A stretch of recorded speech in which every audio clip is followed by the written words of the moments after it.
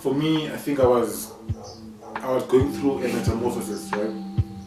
And how many butterflies can say to you they've been in a cocoon more than once? How much it will take for your dream to come true? Do you know the price tag for do you know? If you are born to be a bodybuilder, right? You must know exactly how much each shake costs. Yeah. You must know exactly how much milk costs. You must know exactly how much lean beef costs. You must know how much it costs to pay the personal trainer. You must know exactly.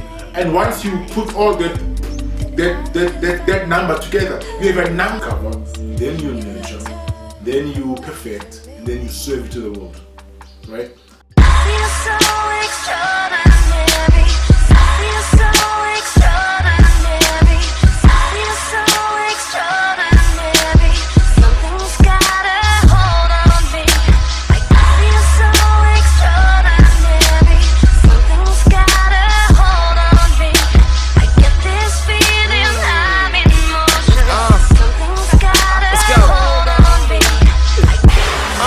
I look to God for some inspiration. Pack heat like an insulation. Be the shit, no sanitation. And my flow so tight they can't breathe, no ventilation. I promise that even slicker couldn't help. I bring the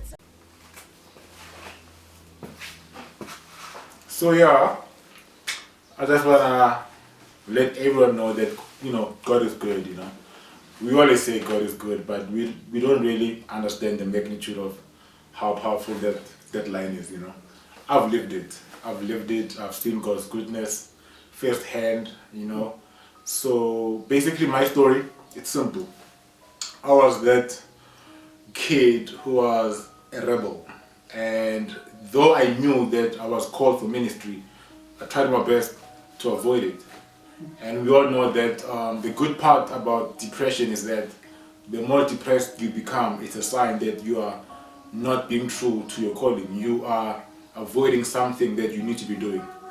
So those are just clues. Those are just red flags that can make you aware that, wait a minute, I need to slow down and figure out why I'm not happy. Why is there a void?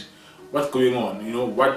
What do I need to do? So I was depressed in 2015, right? To a point where I was suicidal. I lost weight, nothing made sense, doors were closed, no income. I moved out from my beautiful apartment in Lanewood. So it was just a tough season for me, tough time for me.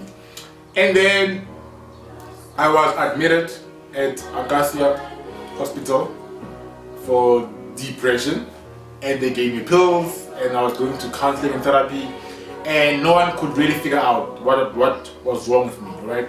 But deep down I knew that there was a call I needed to answer. So fine, I came out of hospital, and I didn't take the pills because they made me feel mellow and numb, and yeah. And I stopped taking the pills, and I said, I will face this on my own strength. Bad idea. Because I remember on the 1st of July, yes, I woke up at 8:30, and I went to the dining room, and my dad was there, and he's like, son, you are getting better. I had a dream about you last night. God was showing me that you will bounce back, and then your book will come out eventually. This is a new month, it's a new chapter. Let's be positive and upbeat. And I'm like, okay, Dad. But in my mind, I'm like, yeah, right, whatever.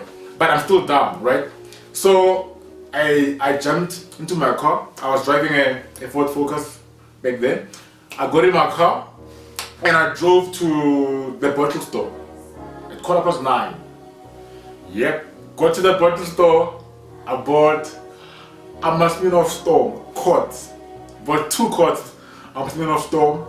As I was driving, it was like see, we have this tendency of guys where you will find them driving around slowly with their window open, and they're playing, their house music or hip hop, and they pick up girls on the road, right?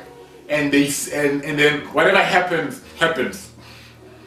Wherever the day takes us, we'll see, right? We just go with the flow. So for me, it was one of those days, like okay, fine, I'm chilled, I'm tipsy, my car, I'm full tank, I'm good, I'm playing my music. This is how I forget my stress. This is how I unwind, by drinking and driving, and picking up hot girls in the hood, because there are plenty of them, right?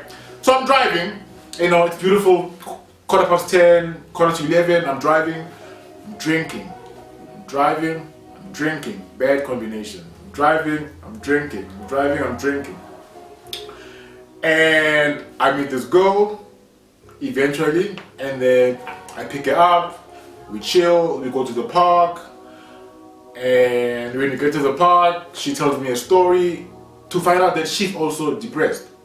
She's a law graduate who can't find employment, and she's been stuck in the hood for the past 2 years, and she's depressed too, and she's like, dude, please buy me a drink. So she jumps into my boat, right?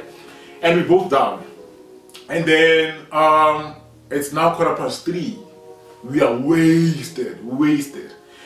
And being a guy, I'm like, wow, this is my chance to hit that. I'm gonna hit that, man. I'm wasted, I'm down, she's down. Both of us are in a bad space.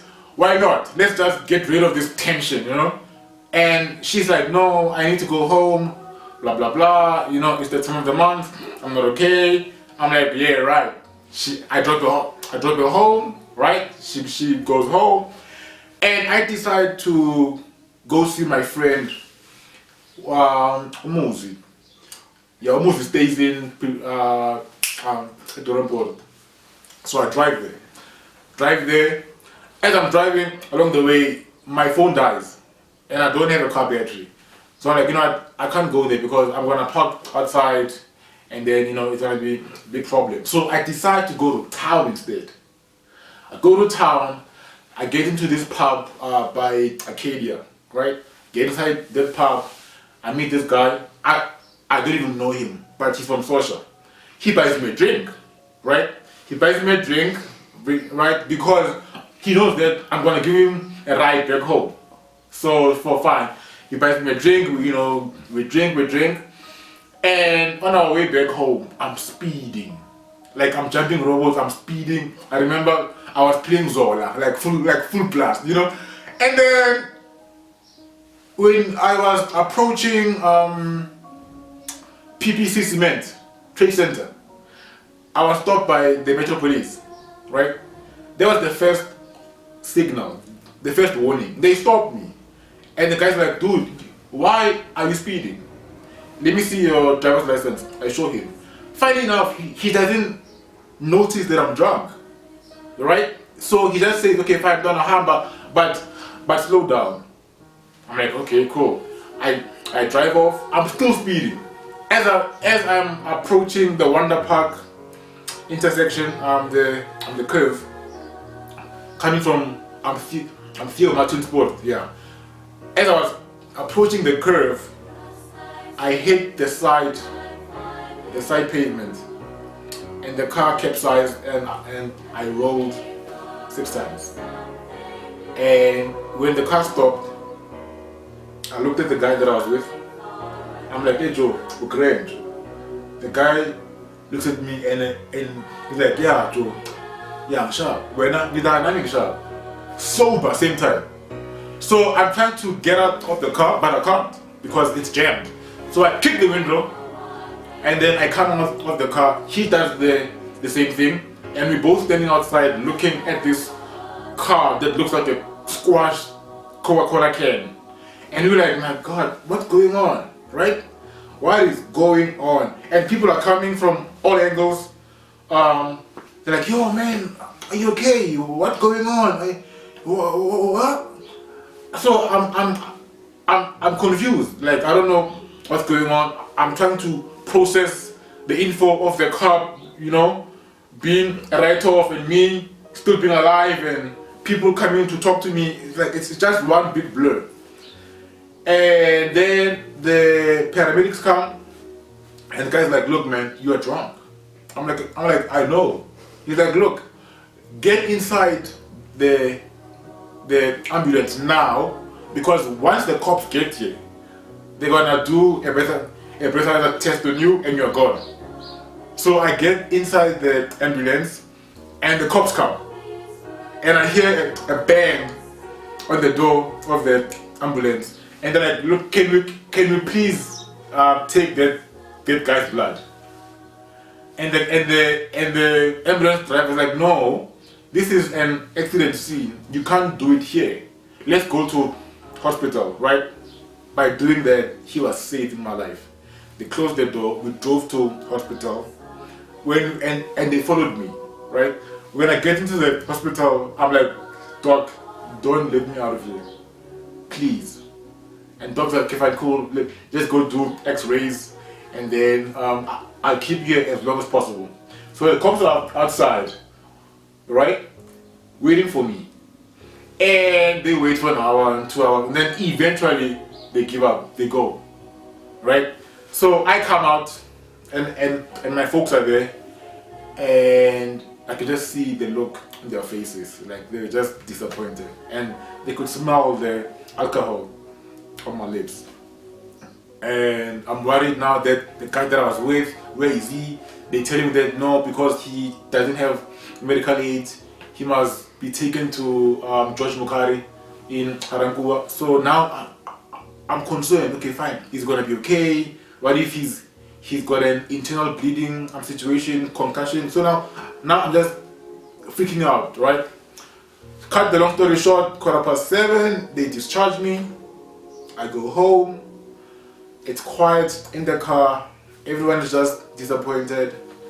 I get home, I take a bath. I lie on my bed. I stare at the ceiling, and I'm like, "Lord, how did I survive that? How did I survive that?" That's when I realized that when God has called you, no devil on earth can stop his calling, because the investment God has made in us as individuals is not the same. So he will always expect a return on investment on everybody that he has put his glory in.